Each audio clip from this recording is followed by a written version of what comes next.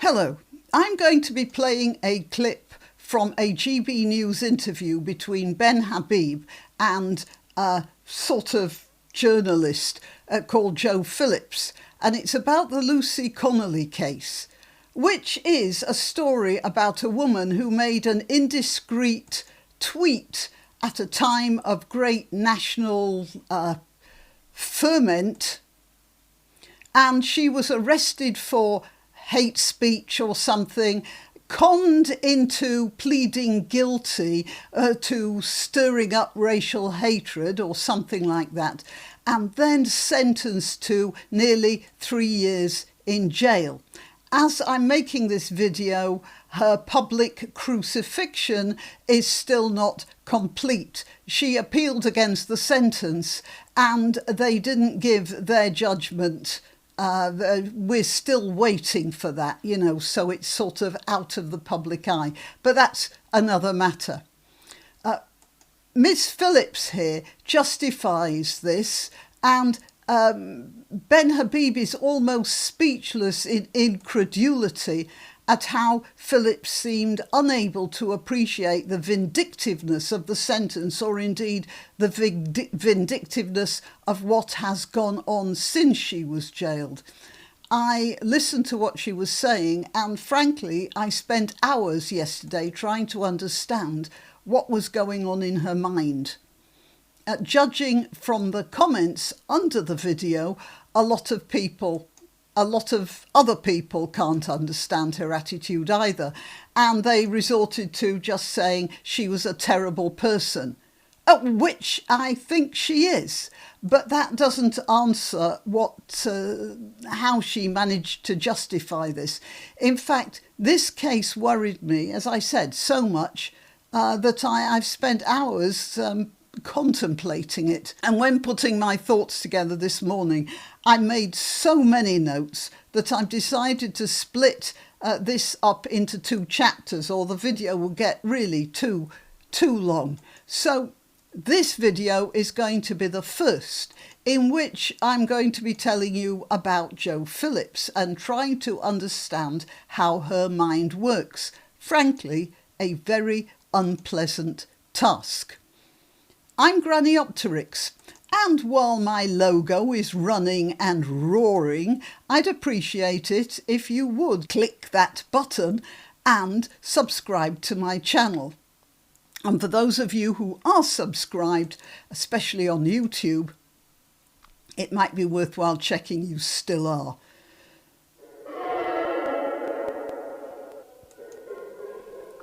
Okay, I'm going to play the clip. I'm not entirely sure what the copyright situation is. So, to try and... I usually don't play the sound and speak over it. But in this situation, I simply can't avoid playing what's being said. So what I'm going to do is interrupt it lots. So I'm not doing this for an ego trip. And I'll cut bits out as well. There'll be jerks, not because I'm censoring anything, but because I'm hoping thereby to not violate any copyright that GB News has. It still might get me into trouble. We'll see. Okay, here goes. You have laws about inciting racial hatred. She wasn't inciting racial hatred. She was inciting violence. She said mass deportation now. I want you to pay attention to Ben Habib's face. It's just a look of pure horror. I'll go back on that. He is really disturbed by the way Joe Phillips is thinking. You have laws about inciting racial hatred. She wasn't inciting racial hatred. She was inciting violence. She said mass deportation now, set fire to all the effing hotels full of the XXX, for all I care. Yeah, if that for makes all I me care. Racist, so be it. For all I care. So she's saying for all I care. Set fire to it. For all I care. Now, you notice how Phillips is talking through Ben Habib there. She's not stopping. And that seems to me, and I've noticed it before, when people don't want to hear what somebody else has to say, when they want to hang on to their own thoughts, which somewhere at the back of her mind, something is telling her there's something wrong there. So what she's doing is she's doing the equivalent of this. Da da da da da da da da da. That's what she's doing here.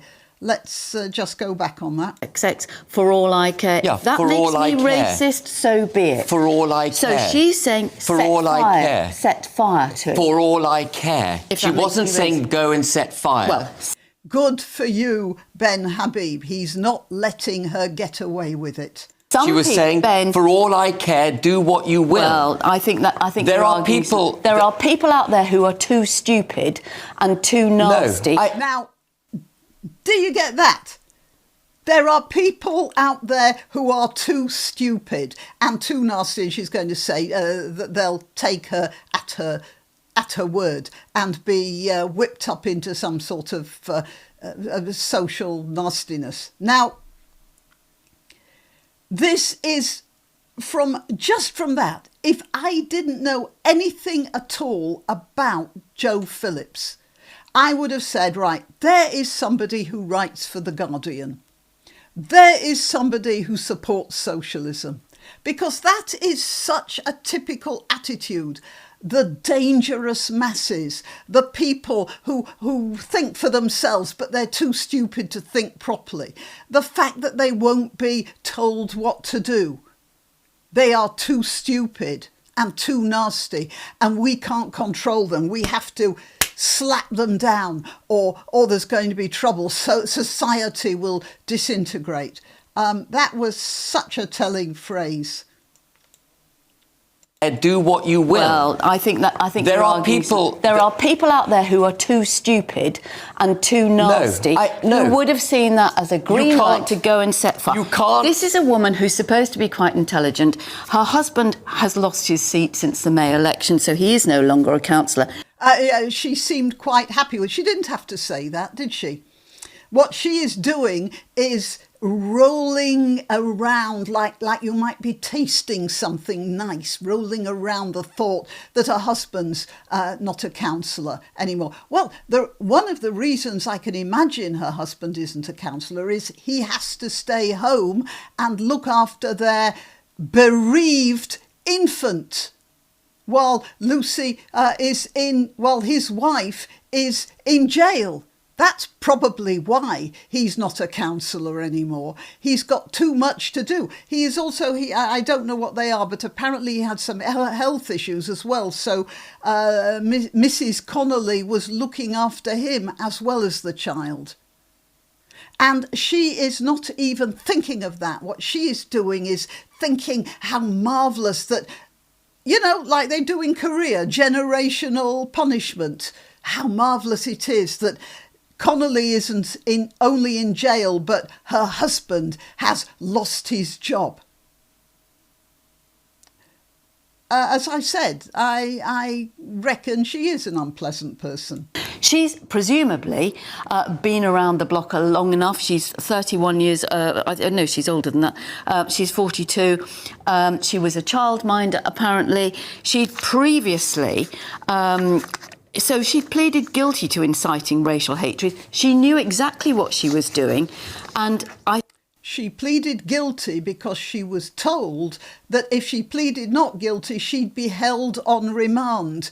Her husband got some advice and was told, on no account let her plead guilty. But she was there in jail, and she was being told by the court lawyer, oh, look, just plead guilty and then they'll give you a slap on the wrist and you'll be out in a couple of weeks or something. That's what happened to her. She was conned.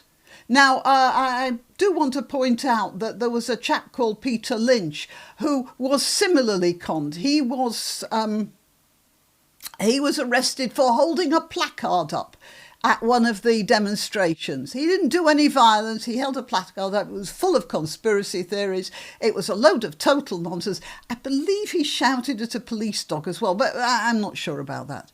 Anyway, he was told to plead guilty to avoid being held on remand in jail. Oh, your case might not come up for 4 months, that sort of thing.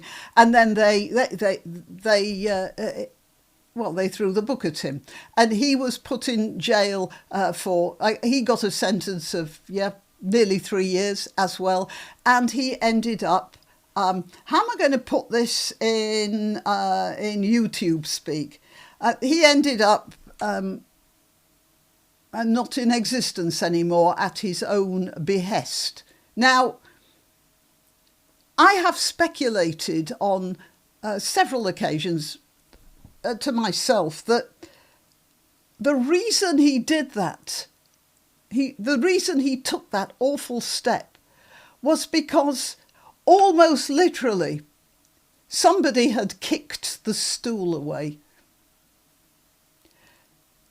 He had been, he came up with a lot of conspiracy theories, but somewhere at the back of his mind, he thought there is justice.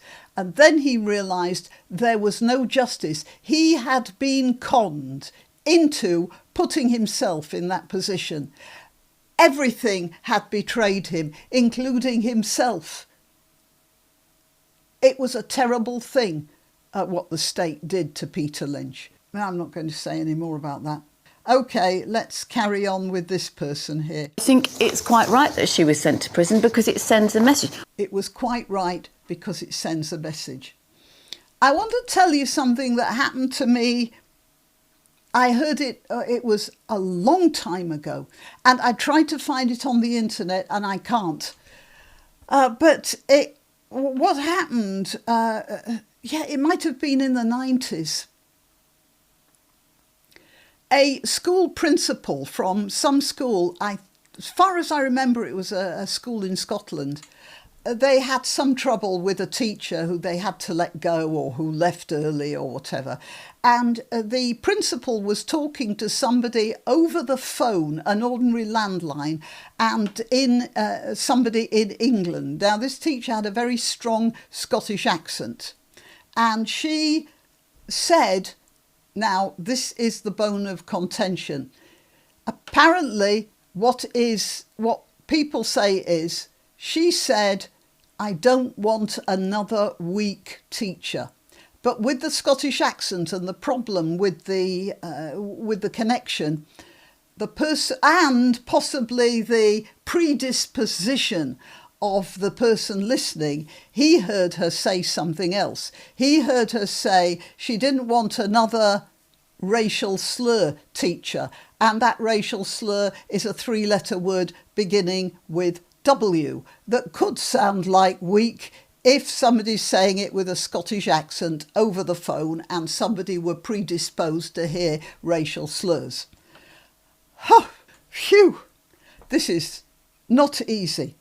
All right, there was a huge fuss about it, and I'm surprised I can't find anything in the archives, but some of you might remember it. And there was a talk show, and they were discussing this on the talk show, and somebody rang in, and he had an educated accent, and he appears to have been very, pretty articulate and intelligent. And he said, well, this principal might not have said the racial slur, but it's good that she's being sacked or threatened with being sacked or whatever it was, because it sends a message or it gives an example or something like that. In other words, there's an expression, pour encourager les autres, to encourage the others. What the French used to say about punishing peasants, that was before the revolution, and maybe we should remember that. Anyway, she is saying, oh, well, maybe it was a bit harsh, but it sends a message. And, sending a message is more important to her than justice. The term may have been too long, but I think it sends a very clear message. What's the message? The message is you have to have a look at the consequences of what you say. But there were no consequences. Well, She deleted her tweet an hour later. How do you know that there was consequences? I'm not, but you have to. There were 300,000 times in 3.5 hours it was seen. We don't know whether somebody went out with the intention of setting fire to it, but if somebody... But nobody did. Okay. Somebody makes it okay because it's on so... Did you see that? okay. There's something brewing in that heart there. Contempt for the hoi polloi and feelings of superiority and the feeling that you have to make examples of people, not justice, examples. Social media, that's wrong. I'm not suggesting what she said is socially acceptable. So she shouldn't say it. It's repugnant to say what she said. Yes. But she wouldn't say it in a pub. She should not. How do you know she wouldn't say it in a pub? In fact, I've heard a lot worse said in pubs. But she should not be imprisoned for it. And Why? Why? Because it is not criminal. It is criminal. She's not inciting violence. See how she's smiling as well. Altogether, it's... maybe if you hadn't seen this before, maybe now you'll understand why I spent the whole of yesterday afternoon in despair thinking about this. Why? Because it is not criminal. It is criminal. She's not inciting violence. She hasn't incited violence. She pled guilty. She may have pled guilty. There was also a chap called Peter Lynch who pleaded guilty when he was charged with violence, when actually all he had done was similar to her. He had held up placards with conspiracy theories on it and he'd shouted at the police. And he was put in jail for, I'm going by memory, 2 years and 8 months. But in any event, he hanged himself in prison in October because he couldn't take what was what was happening to him. I don't think we should talk about that. Why? Because I'm not sure that is the case. That is... Right. She doesn't want to talk about this. And that's another thing. Yeah, don't talk about it. And that makes it all right. Absolutely the case. Peter Lynch hanged himself in prison. Okay. And I think we've got to shine a light on these things. She said first of all, she said we shouldn't talk about it. And then she said, I don't really know that that's what happened, which is completely ridiculous. Of course, we all know what happened. And then finally, she says, OK, because she knows that there's proof here. Let's just go back on that. He was put in jail for, I'm going by memory, 2 years and 8 months. But in any event, he hanged himself in prison in October because he couldn't take what was what was happening to him. I don't think we should talk about that. Why? I don't think we should talk about that. Why? Because I'm not sure that is the case. Because I'm not sure that is the case. So this guy was arrested and he did something really terminal in prison, and she's not sure about that. Absolutely the case. Peter Lynch hanged himself in prison. Okay. And I think we've got to get... And then, OK, because she knows it's true, but she did try to deflect. We've got to shine a light on these things. Well, people went to prison. Starmer, this is where the guilt lies. After Ruda Cabana, who Starmer describes as a Welshman, which couldn't be All right, I'm going to stop there. I think that's enough. OK? Right. It's one of those situations where you know someone is wrong, but it's a bit difficult to nail down, apart from feeling, well, a general sense of outrage. Even someone as articulate as Ben Habib is somewhat at sea about it. And I did some research into Jo Phillips, and I discovered that some years ago she was attacked in the street. Here, I'm going to change this for the archived news item about it. And it didn't surprise me that she got this published in the Guardian. And the picture over the article was this. So Phillips talks about being stabbed by a young mugger who stole her handbag. When reading the article, two things struck me straight away. The first was she didn't describe the kids who did it. There were at least two. There was the teenage perpetrator who stabbed her in the neck with a screwdriver, and his companion who was encouraging him. Here, this is what that kid was saying. And she said, you scarred my life. I did wonder why she didn't say it was two white boys who did it. Then I thought possibly it wasn't. And she felt awkward about drawing attention to that, embarrassing possibility. The second was that the article was headed by a demonstration of people altogether, you see all sorts of people here, united in their horror at the rise in knife crime in the United Kingdom, which is understandable and right, except that in her case, the weapon of choice was a screwdriver. Now, I suppose the illustration was picked not by her, but by some Guardian editor. But it does show an attitude. You see, it's not just knives, is it? It's violence. And there's a limit to the category of innocuous domestic implements that the law can stop you carrying. So the effective answer is not to stop people having access to knives. The effective answer is to be able to stop and search kids that look suspicious. The problem is that the kids that look suspicious tend to be more of this colour than that colour. Because there is a, not because of the colour, but because there is a culture of that among people of this complexion. And as I understand it, the police are a lot more circumspect about that stop and search now, although they still have, as far as I understand it, they still have the powers, because they're worried about racism. But this article here does give a window into Miss Phillips' mind. She's had first-hand experience of almost being murdered by a couple of young thugs. They were never caught, by the way. But she isn't prepared to go to the logical conclusions in the matter of what to do about it. And that struck me as the reason for her attitude here.